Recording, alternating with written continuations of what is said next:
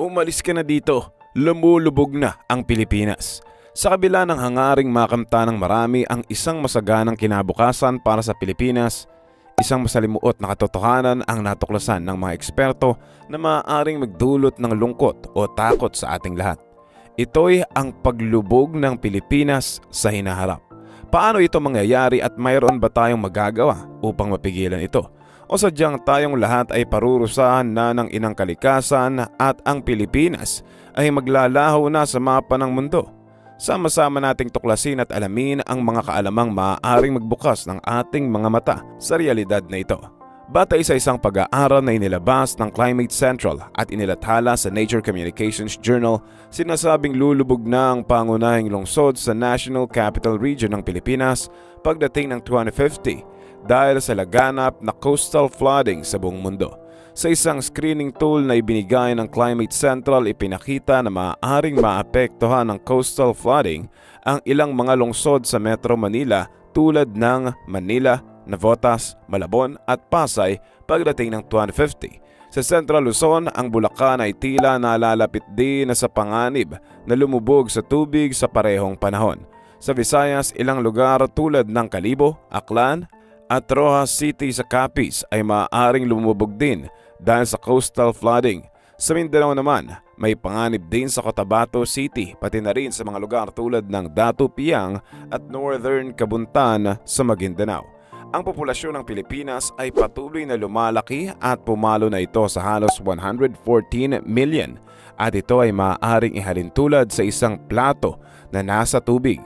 Ang plato tulad ng populasyon ay steady sa una. Gayon din, kung dadagdagan mo ito ng maraming bagay, maaaring lumubog ito. Sa Pilipinas, mas maraming tao ay nangangahulugang mas maraming pangangailangan sa lupa, tubig at iba pang likas na yaman. Ang paglaki ng populasyon ay nagdudulot ng pagtaas ng demand para sa mga ito. Kapag hindi ito maayos na naa-address, maaaring magkaroon ng mabigat na epekto sa ekolohiya at kalusugan ng bansa, tulad ng plato na lumulubog kapag sobra-sobra ang idinadagdag na bigat. Ang level ng tubig sa karagatan ay bumibilis ang pagtaas. Ayon sa National Oceanic and Atmospheric Administration o NOAA, ang bilis ng pagtaas nito ay more than doubled mula 0.06 pulgada o 1.4 millimeters taon-taon noong bandang ika-20 siglo hanggang 0.14 pulgada o 3.6 millimeters kada taon mula 2006 hanggang 2015. Batay sa mga pagsusuri ng NOAA, inaasahan na tataas ang level ng tubig sa karagatan ng hindi bababa sa isang talampakan o 0.3 meters. Mula sa antas noong 2000 pagdating ng simula ng susunod na siglo, samantalang ine-estimate ng United Nations Intergovernmental Panel on Climate Change na tataas ito ng 16 hanggang 25 na pulgada o 40 at 63 na sentimetro sa pagitan ng 2000 at 2100. Kung tatagal itong pagtaas ng antas ng karagatan sa ganitong level, maaaring magdulot ito ng malubhang pinsala sa buong mundo. Ayon sa isang pag-aaral noong 2019, hanggang 250 milyong katao na kabilang ang lahat ng kontinente ay maaaring direktang maapektuhan pagdating ng 2100. Hindi lamang Pilipinas ang humaarap sa malaking pagsubok na ito sapagkat gaya ng sinabi kanina, apektado ang lahat ng kontinente dahil ito ay isang global environmental crisis. Sa ibang mga bansa kagaya ng Estados Unidos, itinuro bilang isang dahilan ng pagguho ng condominium sa Surfside, Florida noong 2021 ang pagtaas ng antas ng tubig sa karagatan kung saan nasawi ang 98 na mga buhay. Sa tabi naman ng baybayin ng Virginia, isang buong bayan sa Tangier Island ang lumulubog sa ilalim ng alon dahil sa erosion at pagtaas ng antas ng tubig sa karagatan. Sa Mumbai naman na lumulubog ng hanggang 0.8 cm bawat taon ay lalong nakakaranas ng panganib mula sa pag-apaw ng tubig sa baybayin pati na rin mula sa pag-ulan na lalong lumalala. Taon-taon sa panahon ng tag-ulan, ang pinansyal na kapital ng India ay lubhang apektado. Ayon sa kamakailang pagsusuri ng panganib, may halos 2,500 na gusali sa lungsod ang maaaring masira dahil dito. Sa kabilang dako naman, ang Indonesia ay nagpaplano na ilipat ang kanilang kabisera sa Nusantara, sapagkat tuloy-tuloy pa rin ang paglubog ng Jakarta, ang kasalukuyang kabisera nito. Kabilang din sa mga syudad na tuluyan na lulubog sa 2050 ay ang Bangkok sa Thailand, Ho Chi Minh sa Vietnam at marami pang iba. Ngunit mas nakakatakot na malaman na ayon sa ilang mga pag-aaral, maaaring mas mabawasan pa ang pagbilang ng taon kung kailan lulubog ang mga lugar na ito, sapagkat kung hindi mapipigilan ang pagtaas ng antas ng tubig ay tiyak na lulubog na ang lahat pagdating pa lamang ng 2030, at kung bibilangan ito sa ngayon, mahigit 6 na taon na lamang ang ating iniintay at ang Pilipinas ay pwedeng maglaho na. Isa sa mga itinuturong dahilan sa ating bansa ay ang land reclamation. Ang land reclamation ay isang proseso kung saan nililika o pinaflat ang karagatan o mababaw na bahagi ng tubig upang gawing lupa. Karaniwang ginagamit ito para sa pag-expand ng lupaing tinitirhan, industrial na proyekto o pangangailangang komersyal. Sa pamamagitan ng pagdadagdag ng lupa sa tabi ng karagatan o ilog, nabubuo ang bagong espasyo na maaaring gamitin para sa iba't ibang layunin tulad ng pagtatayo ng gusali, daungan o iba pang infrastruktura.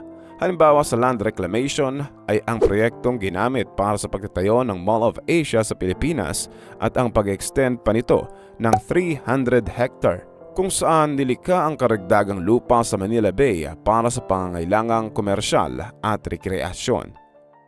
Hindi lamang ito matinding pasakit sa mga mangingisda sa pagkamatay ng kanilang mga isda, kundi malaki ang epekto nito sa paglubog ng Maynila na itinuturing na bilang one of the fastest sinking cities sa mundo. Ganpaman, hindi lamang SM companies ang gumagawa nito, ngunit maging ang ibang kumpanya katulad ng Pogo sa Cavite na tinatayuan ng mga artificial islands na lubos na sumisira sa pressure ng tubig sa ilalim natin. Isa pa sa mga sinasabing dahilan ay ang over-extraction ng groundwater, kung saan ay sinisipsip ang tubig sa ilalim ng lupa na mas mabilis kaysa sa natural na rate ng pag-akumula o pag-replenish nito. Isang halimbawa nito sa Pilipinas ay sa Metro Manila na naman. Ang natural na mga proseso ng geological ay maaaring maging dahilan din ng paglubog ng isang lungsod. Isa itong kategorya ng pangyayari kung saan ang aktibidad ng lupa tulad ng paggalaw ng plate sa ilalim ng lupa o ang pag-akyat at pag-ibaba ng lupa ay maaaring magdulot ng pagbabago sa taas ng lupa. Halimbawa nito ay ang pag-iral ng Pilipinas sa Pacific Ring of Fire, kung saan ang serye ng mga pagyanig at iba pang pangyayari sa ilalim ng lupa ay maaaring magresulta sa pagbaba o pagtaas ng lupa sa ilalim ng isang lugar. Ang urbanisasyon o malalaking infrastruktura ay isang rason din sa pangalan nito. Ang urbanisasyon ay tumutukoy sa masigla at mabilis na pag-unlad ng mga urban places, habang ang malalaking infrastruktura naman ay naglalarawan ng mga matataas at masusing konstruksyon sa ilalim nito. Ang dalawang ito ay nakakatulong sa pangangailangan ng tao para sa tirahan at trabaho. Ngunit maaari rin itong magdulot ng paglubog ng lupa. Sa urbanisasyon, ang malalaking gusali at kalsada ay nagbibigay dagdag sa bigat sa lupa. Ito ay nagre-resulta sa land subsidence o paglubog dahil sa sobra-sobrang bigat ng mga estruktura. Halimbawa, ang mabilis na urbanisasyon sa Metro Manila ay nagdudulot ng malaking pressure sa lupa na nagre-resulta sa pagbaba ng antas nito. Ang malalaking infrastruktura tulad ng mga dam at tulay ay maaaring magdulot din ng paglubog sa pamamagitan ng pagbabago ng natural na daloy ng tubig.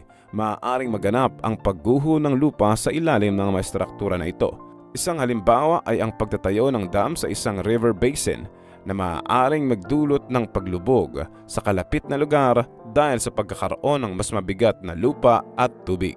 Ang pagtaas ng antas ng karagatan na sanhi ng pagkatunaw ng yelo sa Arctic at Antarctica ay naglalagay ng mga lungsod sa panganib ng paglubog.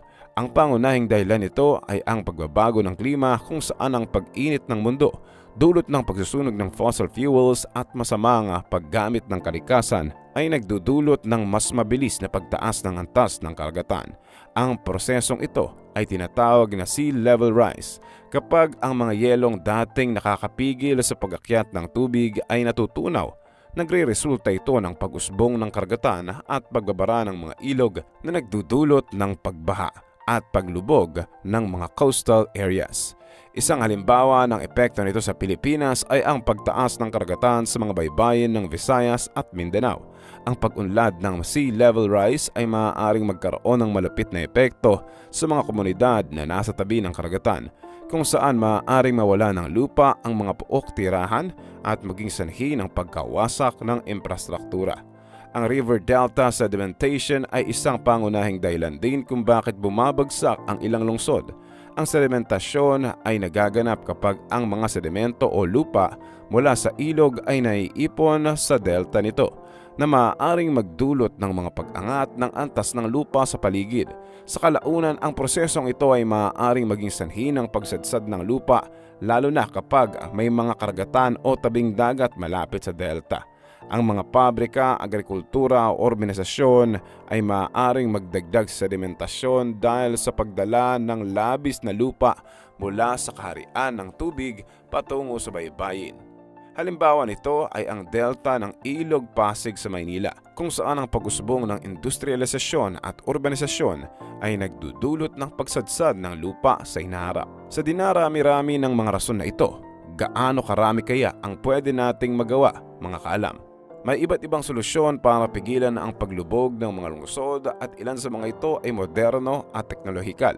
Isang paraan ay paggamit ng groundwater management, kung saan iniiwasan o minomonitor ang sobra-sobrang pagkuha ng tubig sa ilalim ng lupa. Halimbawa, ang Tokyo sa Japan ay gumagamit ng advanced na sistema ng groundwater management upang maiwasan ang subsidence. Isa pang solusyon ay ang land subsidence monitoring gamit ang teknolohiya tulad ng satellite imaging at ground sensors.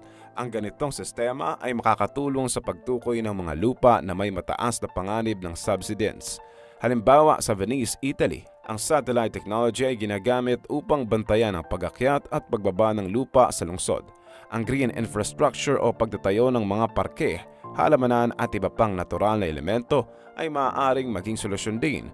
Ang mga ito ay maaaring makatulong sa pag-absorb ng tubig, pagkontrol ng pag-alo ng tubig, at pagpapababa ng panganib ng subsidence.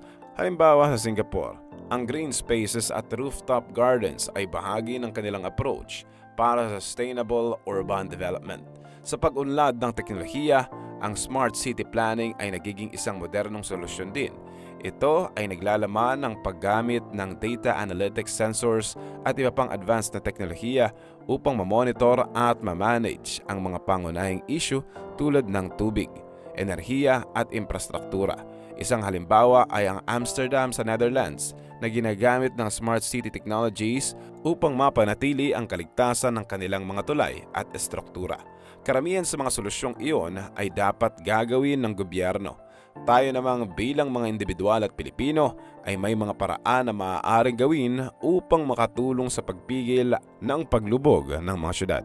Conservation ng tubig, pagtitipid sa paggamit ng tubig sa pang-araw-araw na gawain tulad ng paglilinis at paliligo, pagsusuri sa pagtatapon ng basura, pagsegregate ng basura para sa tamang recycling at pag-audit ng sariling consumption para sa mas kaunting waste. Pagtatanim ng halaman, pagtatanim ng mga puno at halaman sa mga urban area para makatulong sa pag-absorb ng tubig, pagpapababa ng temperatura at pag-support sa kalikasan. Pagsuporta sa green initiatives, pagsuporta sa mga proyektong pangkalikasan at pagtangkilik sa mga produkto na sumusunod sa eco-friendly na pamantayan. Pagbawas sa carbon footprint, paggamit ng mga mas efficient na transportasyon tulad ng pagsakay sa bisikleta o pagsasakay ng mas maraming tao sa isang sasakyan para makatulong sa pagbawas ng carbon footprint. Pakikiisa sa community initiatives, pakikiisa sa lokal na proyektong naglalayong mapanatili ang kalinisan at kaayusan ng komunidad tulad ng paglilinis ng estero at pagsasagawa ng tree planting activities, pag-audit ng konsumo, pagsusuri sa sariling lifestyle at konsumo ng enerhiya at magkaroon ng mas sustainable na pamumuhay. Huli ay ang edukasyon, pagsusuri at pag-aaral tungkol sa environmental issues at pagpapalaganap ng kaalaman sa ibang tao, partikular sa issue natin ngayon na pagtaas ng level ng tubig na nagdudulot ng paglubog ng ating mga kalupaan. Sa pamamagitan ng mga simpleng hakbang na ito, maaari tayong makatulong sa pagpapabagal ng paglubog ng mga syudad at pagsuporta sa pangangalaga sa kalikasan. Sa pangkalahatan, ang pagtutok sa sustainable urban development at ang pagsasanay ng mga inobatikong praktika sa pangangasiwa ng kalikasan ay mahalaga para mapigilan ang paglubog ng mga lungsod. Ang mga moderno at teknolohikal na solusyon ay nagbibigay ng mga tool para makamit ito sa mas mabisang paraan. Sa pagtingin sa hamon ng paglubog ng Pilipinas, mahalaga ang pangunawa at kooperasyon mula sa bawat sektor ng lipunan. Upang mapanatili ang kaligtasan at kaayusan, kinakailangan ang masusing plano at pagsasanay sa pangangalaga sa kalikasan. Ang mga hakbang na maaaring gawin ng bawat isa ay mahalaga sa pagsasabuhay ng pagbabago. Kabilang dito ang wastong pangangasiwa sa likas na yaman, pagsusulong ng eco-friendly na pamumuhay at aktibong pakikisa sa mga proyektong nakatuon sa climate resilience at disaster preparedness. Kaalam, naniniwala ka bang lulubog ang Pilipinas? Ano-ano pa sa tingin mo ang pwede nating gawin upang hindi ito matuloy? Kaalam, tulad ng pinangako ko, para matanggap ang 20,000 free e-books na makakatulong sa iyo, i-check ang link sa description at comment section ng video ito para mag-join sa ating exclusive Facebook group.